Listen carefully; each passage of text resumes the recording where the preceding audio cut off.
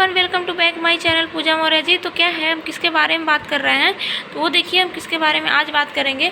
जो वाचन के प्रकार होते हैं उसके बारे में बात करेंगे। उसके पहले हमने आपसे किसके बारे में डिस्कस किया था, तो जो वाचन होता है उसके वाचन कौशल और मौखिक कौशल के बारे में हमने आपको एक्सप्लेन किया था। उसके टाइप्स के बारे में हमने बताया था और उसके स्टेप्स के बारे में, मतलब वही बात है कि बताया था हमने सारा। ठीक है, अब आज किसके बारे में बात करेंगे, तो वो बात करेंगे हम आपसे जो है वाचन के प्रकार होते हैं उसके बारे में बात करें। वाचन के प्रकार कौन कौन से हैं,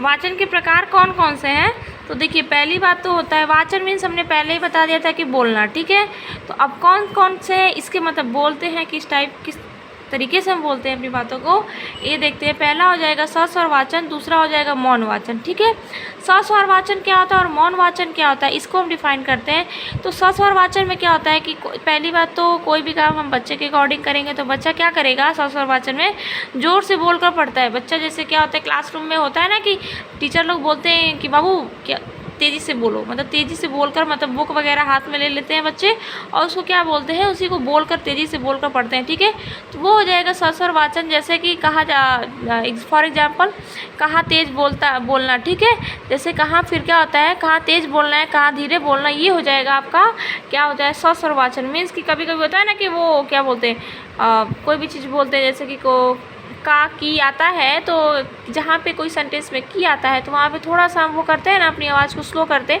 फिर उसके बाद अगले सेंटेंस में हाई कर लेते हैं। ठीक है, तो वो चीज़ है कि कहाँ पे तेज़ बोलना है और कहाँ पे धीरे बोलना है, वो चीज़ आपका सस्वर वाचन में आ जाएगा। मौन वाचन की बात किया जाए तो इसे क्या बोलते हैं, पहली बात तो मौन वाचन को हम साइलेंट रीडिंग भी बोलते हैं। जो बच्चे मौन वाचन करते हैं ना तो उसको हम क्या बोलते हैं, साइलेंट रीडिंग कहते हैं। ठीक है, इसमें क्या होता है कि बच्चा जो होता है इसमें खुद से पढ़ना। ठीक है, मतलब कि बच्चा बुक वगैरह बच्चा ले लिया और वो बोलेगा नहीं। सब लोग बोलते हैं ना मन में पढ़ो मन में पढ़ो, तो मन में पढ़ने का मतलब यही होता है कि साइलेंट रीडिंग होती है।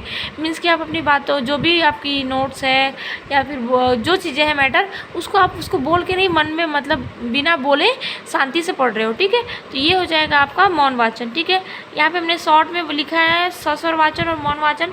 सस्वर वाचन किसको बोलते हैं, तो पूरे शोर के साथ बोलकर पढ़ना ही सस्वर वाचन कहलाता है। ठीक है, और मौन वाचन क्या कहलाता है, इसमें बच्चा मन में पढ़ेगा, जो हमने पहले ही आपको बता दिया है। ठीक है, अब जो सस्वर वाचन होते हैं इसके प्रकार देखते हैं, उसके बाद मौन वाचन के प्रकार देखेंगे। तो सस्वर वाचन में क्या होता है कि दो चीज़ें होती है, एक तो क्या होती है व्यक्तिगत वाचन होता है और सामूहिक वाचन होता है। ठीक है, व्यक्तिगत वाचन में क्या होता है, बच्चा क्या करता है, आदर्श वाचन जिसको शिक्षक करेगा। ठीक है, मतलब पठन जो होता है, पठन कार्य जो होता है वो क्या करेगा, वो शिक्षक करेगा। और सामूहिक वाचन जो होता है इसमें 2 या 2 से अधिक बच्चे पढ़ेंगे।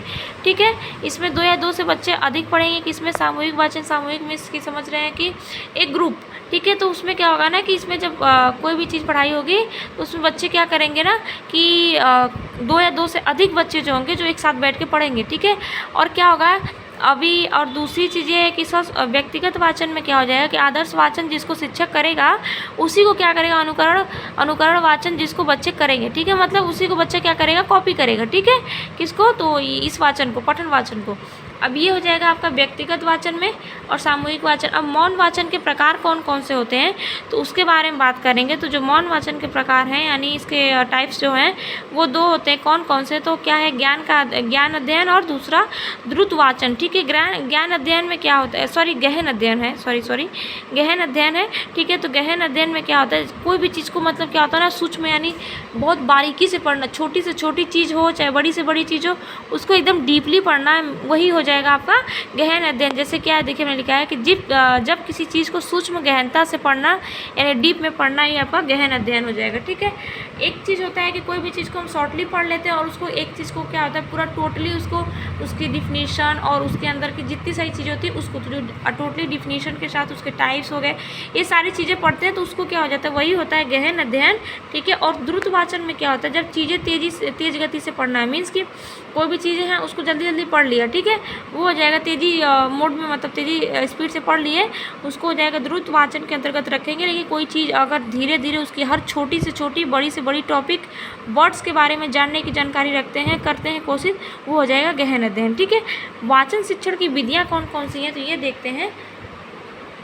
तो वाचन शिक्षण की विधियाँ आपकी ये हो जाएंगी। पहली तो देखिए कौन सी, वर्ण विधि, दूसरी शब्द विधि, तीसरी वाक्य विधि, एंड फोर्थ नंबर पे हो जाएगी कविता विधि। ठीक है, वर्ण विधि कौन कौन सी है? तो वर्ण विधि में क्या होता है कि वर्ण विधि में एक वर्ड सिखाया जाता है। ठीक है, वर्ण विधि में क्या होता है, एक वर्ड सिखाया जाता है। जैसे फॉर एग्जाम्पल अ, व, क, आ, ई, यू, ये एक एक वर्ड आपको बताया जाएगा, तो वो वर्ण विधि हो जाएगा।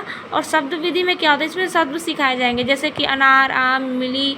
ठीक है, आम, फिर क्या हो जाएगा, सारी चीज़ें, प्याज, मूली, ये सब क्या एक शब्द बताया जाएगा। इन सब चीज़ों के बारे में, मतलब एक शब्द के बारे में बताया जाएगा, जो शब्द विधि के अंतर्गत आएगा। वर्ण विधि में ये आएगा, किसी एक वर्ड के बारे में बताया जाएगा, वो वर्ण विधि कहलाएगा। और वाक्य विधि में क्या होता है कि वाक्य मीन्स कि एक सेंटेंस, यानी क्या होगा, इसमें पूरा वाक्य पढ़ाया जाता है। जैसे राम घर जाता है, ठीक है, मीना आम खाती है, ये सब एक सेंटेंस हो जाएगा। लेकिन बात करते हैं कविता विधि की, तो इसमें कविता पढ़वाते हैं। ठीक है, बच्चे से क्या करते हैं, बच्चे को बुक वगैरह या कुछ दे दिया है जिसमें पोएम है, तो उसको क्या है, उसको पढ़वाया जाना, वो कविता विधि के अंतर्गत आएगा।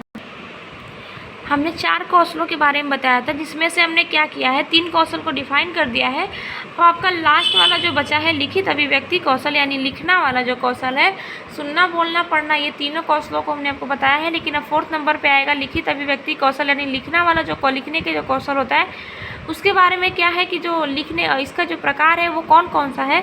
तो सुलेख होता है, अनुलेख होता है, श्रुतलेख होता है। अब सुलेख किसको कहते हैं, सुंदर लेखना, जो सुंदर लेख होता है ना, उसी को क्या बोलते हैं, सुलेख बोलते हैं। ठीक है, सुंदर लेख यानी कोई भी चीज़ अच्छा होता है कि जैसे हम कुछ बनाए हैं, राइटिंग जो हम लिखते हैं, तो उसको बोलते हैं यार बहुत सुंदर लिखा है। ठीक है, जैसे सुलेख राइटिंग हो गई, फिर फिगर हो गया, पैराग्राफ, ये सब क्या होता है, ईटीसी का ध्यान रखना क्या होता है, सुलेख हो जाता है। ठीक है, अब अनुलेख की बात करते हैं। अनुलेख में क्या होता है कि जैसे कि इस टाइप की जो मैंने ये अ बना रखा है, तो इस प्रकार का कोई शब्द को क्या करता है, बच्चा क्या करता है, खुद से क्या करता है, सेम टू सेम पूरा करता है। मीन्स कि अंडरलाइन मतलब ऐसे किया रहेगा, और उसको बच्चा क्या करेगा, बनाने की कोशिश करेगा सेम टू सेम। ठीक है, उसी को कॉपी करेगा, तो वो अनुलेख के अंतर्गत आएगा। अब श्रुतलेख में क्या होता है कि जैसे कि कोई भी चीज़ को सुनकर लिखना ही क्या हो जाता है, श्रुतलेख, जैसे कि इमला हो गया।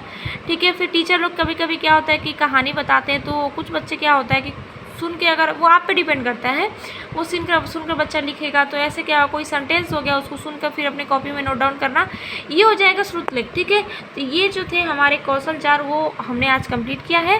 ठीक है, अब बात करेंगे नेक्स्ट वीडियो में जो भाषाई विकार होते हैं, कौन कौन से विकार होते हैं, उसके बारे में बात करें, क्योंकि उसमें क्या होता है कि दो नंबर फिक्स होते हैं, 2 सीटें में पूछ देता है, तो आपको नेक्स्ट वीडियो में बताएंगे। चलिए ठीक है, मिलते हैं हम अपने नेक्स्ट वीडियो में, तब तक के लिए thank you so much, bye bye, enjoy your day.